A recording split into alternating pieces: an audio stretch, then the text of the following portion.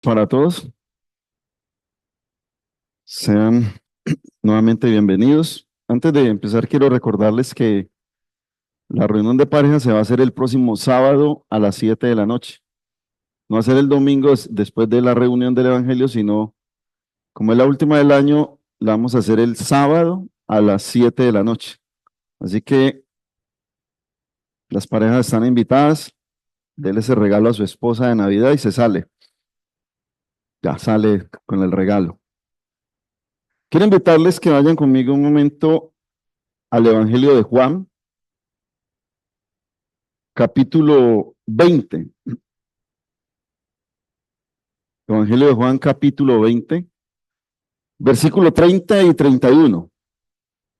Dice la palabra de Dios: hizo además Jesús muchas otras señales en presencia de sus discípulos, las cuales no están escritas en este libro, pero estas se han escrito para que creáis que Jesús es el Cristo, el Hijo de Dios, y para que creyendo tengáis vida en su nombre. Y para que creyendo tengáis vida en su nombre. Vamos a orar. Padre Santo, Dios eterno, recibe toda la gloria, la honra y la alabanza. Reconocemos tu grandeza, Señor. Reconocemos que tú eres Dios y que fuera de ti no hay nadie más. Tú eres el único y verdadero Dios que hay en los cielos, en la tierra, creador de todo. Y te damos gracias, Señor, porque nos permites abrir tu palabra para estudiarla, para aprender de ella, para alimentarnos, pero también para compartirle a aquellos que aún no te conocen y que no conocen al Señor Jesucristo como su Señor y Salvador. Por eso te ruego que en esta noche, por medio de tu palabra, convenza el Espíritu Santo a aquellos que no le conocen, para que entreguen su vida y reconozcan que necesitan a ese Salvador, que necesitan el perdón de pecados, que necesitan cambiar el destino de su vida para tener una vida eterna. Padre, te damos gracias y quedamos en tus benditas y preciosas manos y te hemos orado en el maravilloso nombre de Cristo Jesús. Amén. Le quise poner el propósito divino para el ser humano. Y buscando ese significado de la palabra propósito, que está en el subtítulo que hace antelación a los dos versículos que leímos, dice que significa fin, objetivo o meta. Y se dice que el propósito nos da significado a la vida y nos permite marcar la diferencia en el mundo. Me llama la atención que permite marcar la diferencia en el mundo porque ese propósito de Dios, cuando el ser humano se acoge y reconoce, hay un giro y hay un cambio. Y como decía el hermano Javier esta mañana, no somos del mundo. Estamos aquí, pero no somos del mundo. Y viendo el Evangelio, este Evangelio Juan no lo escribe para los paganos, sino que lo escribe para los cristianos que ya habían oído numerosas objeciones y que estaban luchando por defender la fe de doctrinas extrañas. Ese es el propósito. Y a través del libro quiere mostrar la divinidad de Jesús, manifestándose a los hombres en persona. Quiere mostrar al Hijo de Dios de una manera sufriente, pero también glorificado. Y Juan no solo cuenta hechos ni los discursos de Jesús, sino que también nos cuenta su experiencia personal con el maestro. Y esa experiencia personal creo que marca una diferencia grande en el cristiano. La experiencia que vivimos con el Señor, y nos dice que Jesús para el creyente, ¿qué es Jesús para el creyente? ¿Y qué puede ser para aquel que todavía no le conoce? O sea, ¿qué es Jesucristo para el creyente? Pero también, ¿qué puede ser para aquel que todavía no le conoce? Y quiero mostrar que la vida de Jesús es un regalo que Dios hace a los hombres, quienes pueden aceptarla o rechazarla. O sea, que la vida de Jesús es un regalo que Dios hace a los hombres. Y el mismo ser humano la puede aceptar o la puede rechazar. Y la invitación es a aquellos que aún todavía no han aceptado, tal vez no han escuchado bien el mensaje o tal vez han rechazado muchas veces.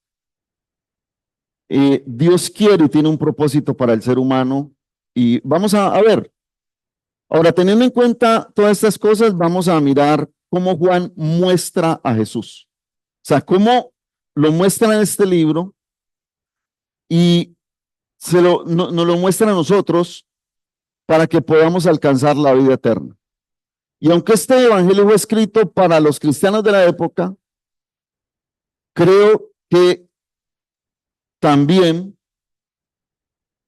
fue escrito para los que lo iban a escuchar después, para entender y para nosotros seguir perseverando, los que hemos escuchado y hemos aceptado ese regalo, para seguir perseverando en la vida cristiana, para seguir de una otra manera luchando con nosotros mismos, con nuestros egos, con nuestros a veces delirios, a veces con nuestro mismo temperamento, con nuestra pereza, con nuestra debilidad, para perseverar en la fe y en la vida cristiana. Quiero hacer un paréntesis para mostrar y para hablar de eso. Esta semana que estuve pues cuidando a mi papá en el hospital, él estaba con 4 personas más en el cuarto. Y pues yo veía a mi papá débil, triste, ya con 83 años y con una cirugía grande, pero veía a otros que estaban ahí, que estaban sin esperanza. Yo hablaba con uno de ellos y me decía, no, a ver qué hace el Señor conmigo. Y yo le decía, Él puede hacer mucho con usted y por usted. Y no tanto la sanidad, sino que usted pueda empezar a tener una comunión con Él. Y veía yo en ese estado cómo somos nosotros de bendecidos al tener al Señor en nuestras vidas. Cómo somos de bendecidos al saber que hemos recibido el regalo de la salvación. Pero otros todavía no lo tienen y no han encontrado o no han descubierto o no han querido entender el propósito que tuvo nuestro Padre con el ser humano al enviar a su Hijo para que viniera a morir en la cruz por los pecados de toda la humanidad. Entonces, ¿cómo Juan muestra a Jesús? Y quiero hacerlo pues, de una manera sencilla y rápida por el tiempo, aunque me han regalado bastante tiempito. Lo primero, el texto nos muestra que el objetivo es la salvación del ser humano. O sea, si nosotros miramos el versículo 31, pero estas cosas se han escrito para que creáis que Jesús es el Cristo, el Hijo de Dios, y para que creyendo tengáis vida en su nombre. O sea que creyendo en Jesús como el ungido, y el Hijo de Dios hecho hombre. O sea, lo primero es que el texto nos muestra que el objetivo, el propósito, el fin, la meta es la salvación del ser humano. Para eso vino Cristo. Y desafortunadamente el nombre de Jesús lo han tomado para muchas cosas, para hacer shows, para hacer dramas, y el propósito verdadero es que Jesús vino a morir por los pecados del ser humano y para que nosotros pasáramos de muerte a vida. Ahora, ¿cómo muestra Juan a Jesús? Vamos a ver algunos textos. Primero, vamos al capítulo 1.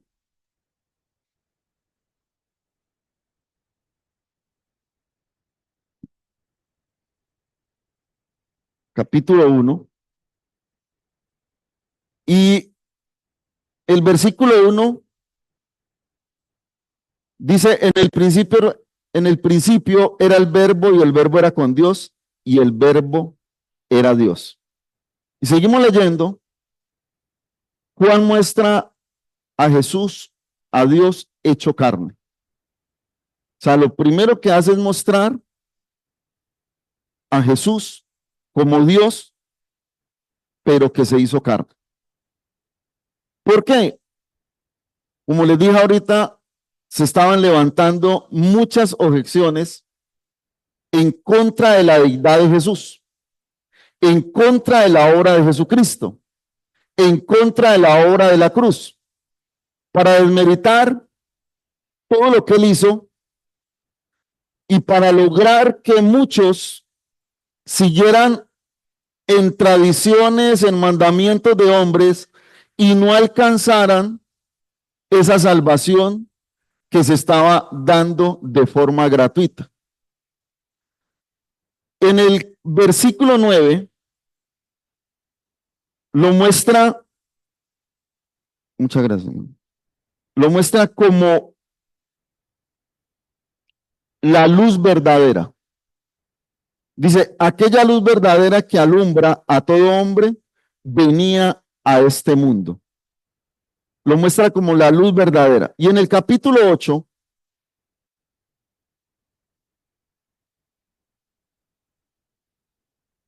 versículo 12, otra vez Jesús les habló diciendo, yo soy la luz del mundo. El que me sigue no andará en tinieblas, sino que tendrá la luz ¿de qué? De la vida. O sea, lo muestra como la luz verdadera y palabras de Jesús lo muestra como la luz del mundo. La luz que alumbra en medio de la oscuridad. Y si hacemos un recuento, recordemos que el pueblo de Israel pasó por 400 años, digamos, de oscurantismo. 400 años de silencio de parte del Señor, donde pasaron muchas cosas, donde los griegos tomaron el control, donde luego vino el Imperio Romano y tomó el control, y viene ya el nacimiento de Jesús y comienza una nueva historia. Y en ese tiempo de oscurantismo al pueblo lo obligaban. Vamos, los griegos tumbaron y quitaron todo lo que estaba dedicado a Dios y montaron sus altares ahí. Y querían obligar a los sacerdotes de ese tiempo a que sacrificaran cerdos en el altar, animales inmundos en el altar. O sea, el pueblo estaba perdido. Ahí viene la guerra de los macabeos y vuelven a tomar el control. Y ya viene el Imperio Romano y toma control de todo y el pueblo estaba bajo el yugo del Imperio Romano. Y como el pueblo esperaba un rey que llegara montado en caballo, con un ejército, y viendo el que decían que era el rey, murió en una cruz, muchos no tenían esperanza, muchos no creían, y por eso Juan empieza a hablar y a contar lo que verdaderamente era Jesús. Y lo muestra como la luz verdadera. Ahora, cuando hablamos de la luz verdadera, es porque hay muchos que se muestran como la luz, pero son como los billetes de cuero, completamente falsos. Y por eso habla de la luz verdadera. Lo muestra también en el versículo 29 del capítulo 1, lo muestra como el Cordero de Dios, ya como ese regalo de parte de Dios para ser sacrificado. El siguiente día vio Juan a Jesús que venía a él y dijo: he aquí el Cordero de Dios que quita el pecado del mundo. Y habla que quita el pecado. ¿Qué pasaba anteriormente con los sacrificios? ¿Se quitaba completamente el pecado? Por eso periódicamente se tenían que hacer sacrificios. Y este que venía iba a quitar. Y quitar es completamente que ya no se enseñará el pecado de aquel que recibe a Cristo en su vida. En el capítulo 4,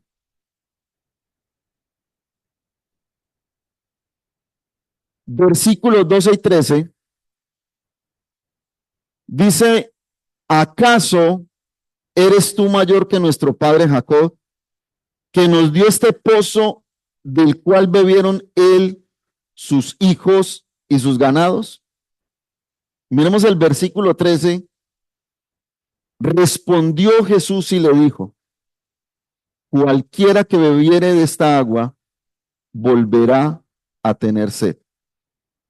Mas el que bebiere del agua que yo le daré no tendrá sed jamás, sino que el agua que yo le daré será en él una fuente de agua que salte ¿para qué? Para vida eterna.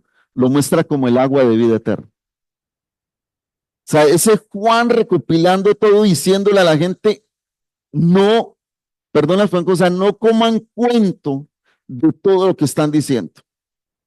El único es Jesús. Lo muestra como el agua de vida eterna. Pero en el capítulo 6, versículo 32, dice: y Jesús le dijo: de cierto os digo, no os dio Moisés el pan del cielo, mas mi Padre os da el verdadero pan del cielo. Porque el pan de Dios es aquel que descendió del cielo y da vida al mundo. Le dijeron: Señor, danos siempre este pan. Jesús les dijo: yo soy el pan de vida. El que a mí viene nunca tendrá hambre, y el que en mí cree no tendrá sed jamás. Lo muestra como el pan de vida. ¿Cuál muestra aquí a Jesús? Como el pan de vida. Le está hablando a los creyentes para que se afirmen más y para que digan verdaderamente: Jesús es el Dios. En el capítulo 10,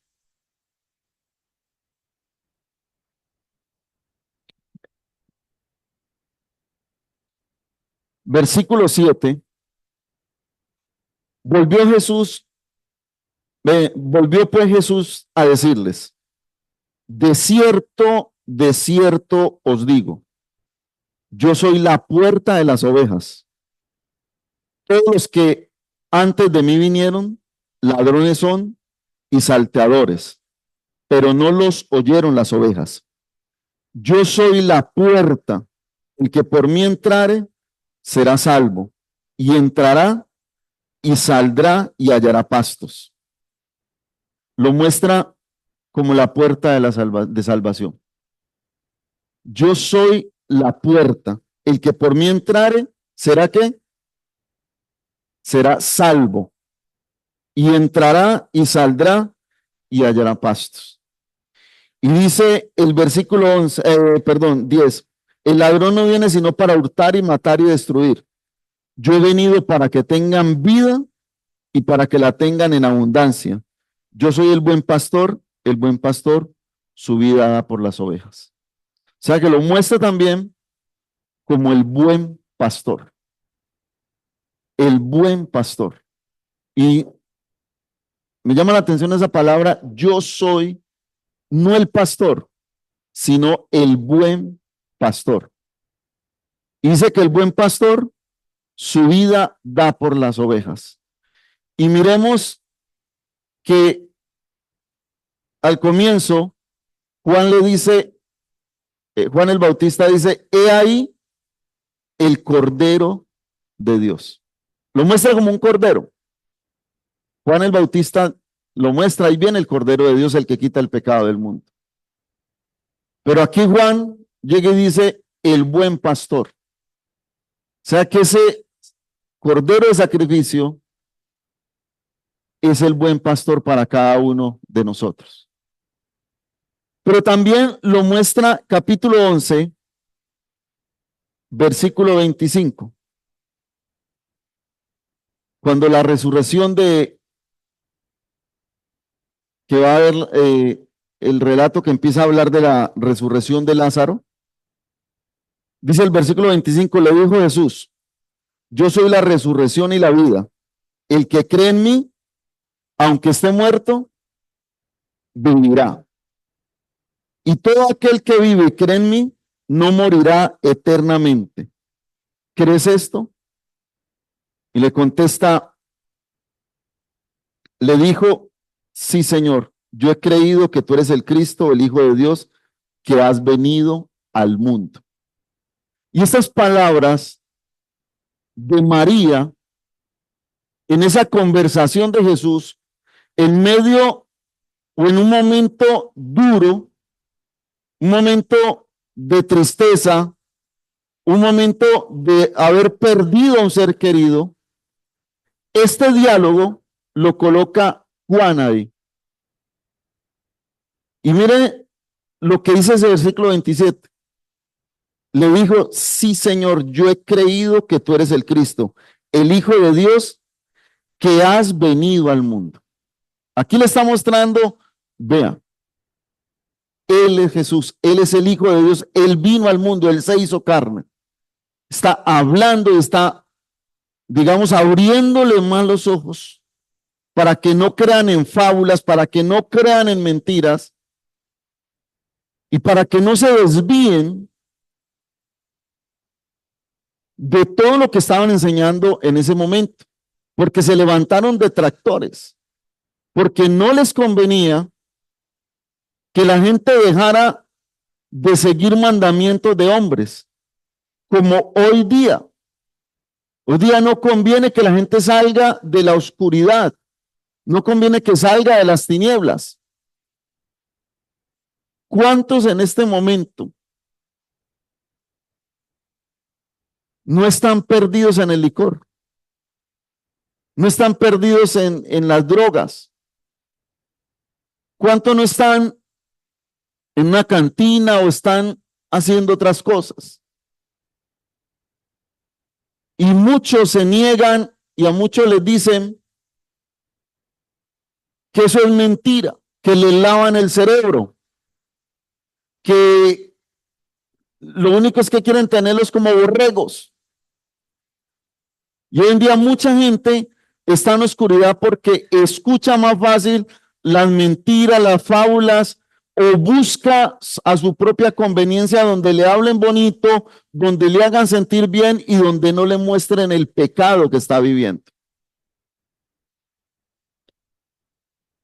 No quiere que le muestren ese pecado y quiere que le adulen y le digan tranquilo.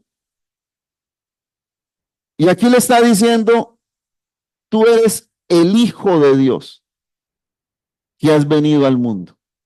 Y esto no está escrito por casualidad. Juan quería mostrar que Jesús era el Hijo de Dios y que había venido al mundo. Entonces lo muestra como, y hay otros textos, pero lo muestra Dios hecho carne, lo muestra como la luz verdadera, lo muestra como el Cordero de Dios, lo muestra como el agua de vida eterna, como el pan vivo bajado del cielo, la puerta de salvación, el buen pastor, y lo muestra como la vida eterna. O sea, en el único de la vida eterna. Ahora, lo otro que hace, enseña que Jesús es la única manera de llegar al Padre. En este libro, Juan enseña que la única manera de llegar al Padre es Jesucristo. Un ser humano estaba alejado de Dios a causa del pecado. Y no había quien lo acercara. No había quien acercara al hombre a Dios. Y lo muestra como el único. Ahora, todos conocemos el texto de Juan 14:6. Yo soy el camino, la verdad y la vida. Nadie viene al Padre si no es por mí. O sea, lo muestra como el único o la única manera de llegar al Padre. Y durante la historia de la humanidad el hombre ha buscado muchas maneras de acercarse a Dios. Ha buscado muchas formas. Cuando estaba estudiando y leyendo esta parte, se me vino a la mente cuando yo estaba niño. Y me alegré mucho porque eso me da a entender que no soy tan viejo. Porque me acordé de mi niñez. Mi abuelo sufrió de cáncer. Pero pues en ese tiempo no había la tecnología que hay ahora, no había las clínicas que hay ahora. Entonces se recurría a lo casero. Y mi familia trajo un señor de Zarzal, un médico naturista que nosotros conocemos, pues les decían que era un médico naturista él, porque no era ni estudiado ni nada, sino que era yerbatero y todo. Y a nosotros nos hicieron encerrar y nosotros teníamos una caneca grande que era nuestra piscina. La colocábamos en el patio, ahí nos metíamos y la llenaron de agua y a nosotros nos encerraron en la pieza que no saliéramos para nada, porque él iba a hacer un ritual a mi abuelo y mi abuelo iba a estar desnudo. Pero muchacho es muchacho. Y nos trepamos y por arriba mirábamos. ¿Qué era lo que le hacía el Señor? Le hacía cosas, eso echaba humo. Y mi papito me murió. O sea, se buscan muchas maneras de sanidad, se buscan muchas formas y escuchábamos que en su ritual nombraba a Dios. Y nosotros pues crecimos en eso y pensamos que sí, que Dios estaba en ese lugar y estaba en ese evento. Porque el hombre ha buscado por mucho tiempo a Dios a su manera. Y se ha inventado cantidad de fórmulas, cantidad de situaciones, cantidad de caminos para llegar a Dios. Pero la pregunta es, ¿a qué clase de Dios llegan? Si aquí nos muestra que la única manera de llegar al Padre se llama Jesucristo. Ahora, en el capítulo 15, vamos al capítulo 15.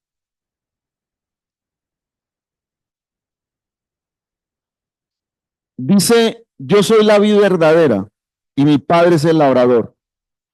Todo pámpano que en mí no lleva fruto lo quitará y todo aquel que lleva fruto lo limpiará para que lleve más fruto. Ya vosotros estáis limpios por la palabra que os he hablado. Permaneced en mí y yo en vosotros. Como el pámpano no puede llevar fruto por sí mismo, si no permanece en la vid, así tampoco vosotros, si no permanecéis en mí. Yo soy la vid, vosotros los pámpanos. El que permanece en mí y yo en él, este lleva mucho fruto, porque separados de mí, nada podéis hacer. El que en mí no permanece, será echado fuera como pámpano, y se secará, y lo recogen y los echan en el fuego y arden. Si permanecéis en mí, y mis palabras permanecen en vosotros, pedid todo lo que queréis y os será hecho. En esto es glorificado mi Padre, en que llevéis mucho fruto y seáis así mis discípulos. Como el Padre me ha amado, así también yo os he amado. Permaneced en mi amor. Si guardareis mis mandamientos, permaneceréis en mi amor, así como yo he guardado los mandamientos de mi Padre y permanezco en su amor. Ahora, nadie puede tener una relación con el Padre si primero no la tiene con Jesucristo. Nadie puede tener una relación con Dios, con el Padre, si primero no la tiene con Jesucristo. Por eso lo muestra como, es el único que nos puede guiar al Padre. Es el único que nos puede guiar a ese propósito divino. Al reconciliarnos, esta mañana se hablaba de la reconciliación. Al reconciliarnos con Dios,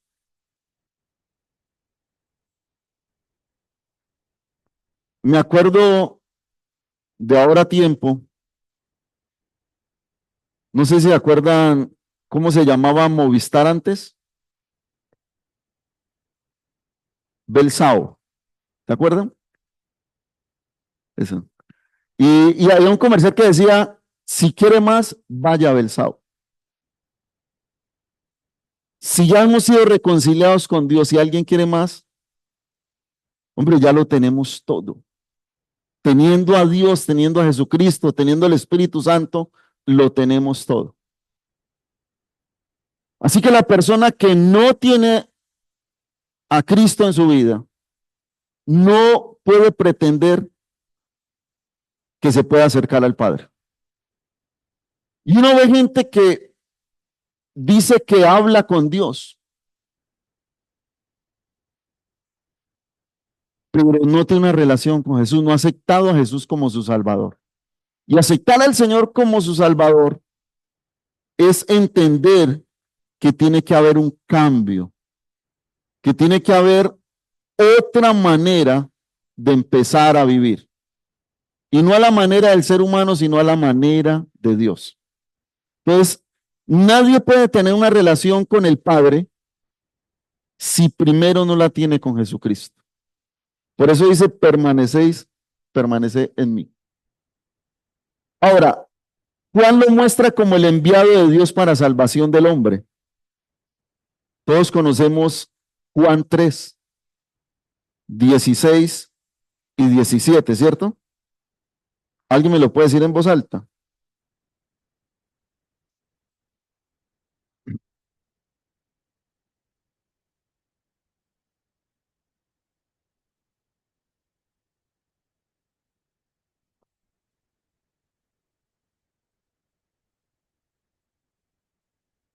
¿No envió Dios?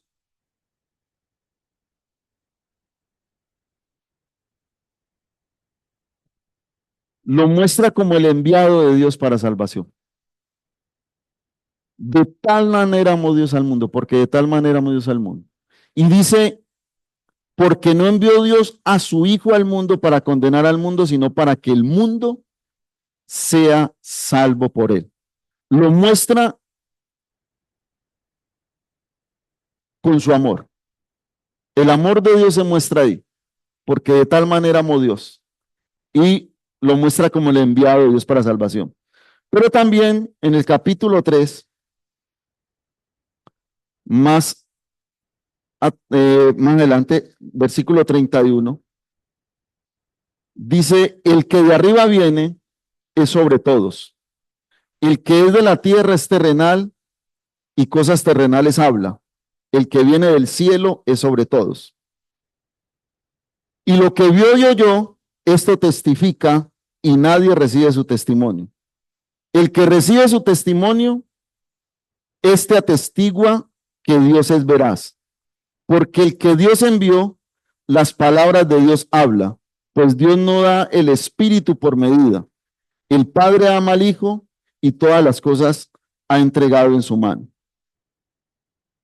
Lo muestra como aquel que viene de arriba, aseverando y certificando que verdaderamente no es de aquí, vino del cielo, vino de arriba. ¿Qué dice el versículo 1 del capítulo 1? En el principio era el verbo, y el verbo era con Dios, y el verbo era Dios. O sea que lo muestra como aquel que viene de arriba. Quizás muchos decían, ¿se acuerdan? ¿Puede salir algo bueno de Nazaret? O sea, lo veían de manera terrenal. Y quizás nosotros también al comienzo lo veíamos. Ahora que ya conocemos, sabemos que Él se hizo hombre, pero que Él vino del cielo. Vino enviado por el Padre para que muriera por los pecados de la humanidad. Ahora, ¿qué le queda al ser humano? Teniendo en cuenta todo esto, teniendo en cuenta cómo Juan habla de Jesús, cómo muestra a Jesús, cómo muestra su deidad, cómo muestra lo que Él vino a hacer, lo muestra como la luz del mundo, lo muestra como la luz verdadera, Dios hecho carne, el Cordero de Dios, el agua de vida eterna, el pan bajado del cielo, pan vivo bajado del cielo, la puerta de salvación, el buen pastor y la vida eterna. ¿Qué le queda al ser humano? Lo que tenemos que hacer todos, reconocer el pecado. Al ser humano, lo único que tiene que hacer, el único esfuerzo que tiene que empezar a hacer es reconocer su pecado. Y nadie puede decir, yo no soy pecador. Porque si dice que no es pecador es porque pues le toca quitarse la ropita, sacar la sala y salir volando. Como angelito ya. O sea, aquel que no conoce a Jesús tiene que empezar reconociendo su pecado. Tiene que aceptar que necesita de Dios y que el único que le puede acercar a Él se llama Jesucristo. O sea, no hay otra forma. Aparte de reconocer que se es pecador, tiene que aceptar que necesita de Dios. El pecador necesita de Dios. Y necesita de Dios. Y la única manera de acercarse a Dios es Jesucristo. O sea, que tiene que reconocer a Jesús como el único medio, la única forma de acercarse al Padre. Pero no solamente reconocer el pecado. ¿Cuántas veces hemos escuchado? No, sí, yo reconozco que hice mal, pero lo seguimos haciendo. ¿Qué necesita?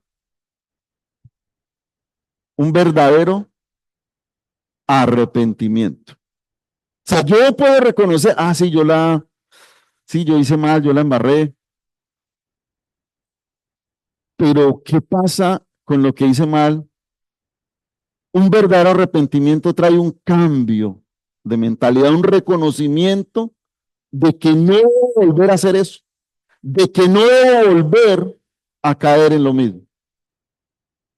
Entonces, fuera de reconocer el pecado y aceptar que necesita a Dios, necesita acercarse con un arrepentimiento genuino. Y lo que nos muestra el capítulo 3,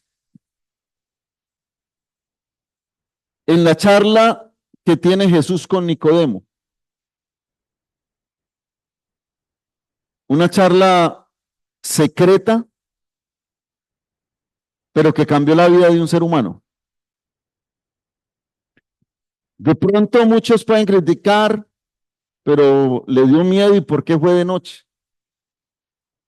Dios lo permitió y cambió la vida de este hombre, porque más adelante lo vemos actuando. ¿Y qué necesita el ser humano? Según este texto capítulo 3, nacer de nuevo. El ser humano, lo que le queda al ser humano es reconocer su pecado aceptar que necesita a Dios y que la única manera de acercarse a Dios es Jesucristo, pero que para poder acercarse tiene que arrepentirse para que pueda nacer de nuevo. Porque el que no nace de nuevo no verá el reino de Dios. Entonces la invitación en esta noche para aquellos que no han aceptado a Jesús, que no le conocen, quizás no han escuchado bien el mensaje, como decía ahora, quizás lo han escuchado y se han rehusado, quizás están probando, es de que tomen la decisión de buscar al único que puede cambiar la historia de su vida. Aún los más estudiosos, directa o indirectamente, aceptan que Jesús cambió la historia de la humanidad. Usted pregúntele a un filósofo y que le cuente la historia de filosofía y le dice antes de Cristo y después de Cristo. La historia lo dice. Y ellos no dicen, no, no, antes de Cristo, después de Cristo. Y nuestra vida tiene un antes y un después. Un antes de Cristo y un después de Cristo. Así que esa es la invitación. Vamos a orar. Padre, te damos gracias en esta noche por tu palabra. Ruego, Señor, que pueda llegar a los corazones de aquellos que no te conocen y que puedan tomar la decisión de reconocer su pecado, de aceptar que te necesitan y que el único camino para llegar a ti es Jesucristo, pero que se necesita también un arrepentimiento genuino para poder decir que ha nacido de nuevo. Ayúdanos, Señor, a compartir tu palabra, a llevarla a aquellos que lo necesitan. Y que muchos sean añadidos a tu pueblo, Señor. Sean añadidos a tu iglesia, a ese cuerpo que tú levantarás en algún momento, Jesús, cuando vengas en las nubes y puedas llevar a todos aquellos que hemos aceptado como nuestro único y suficiente Salvador.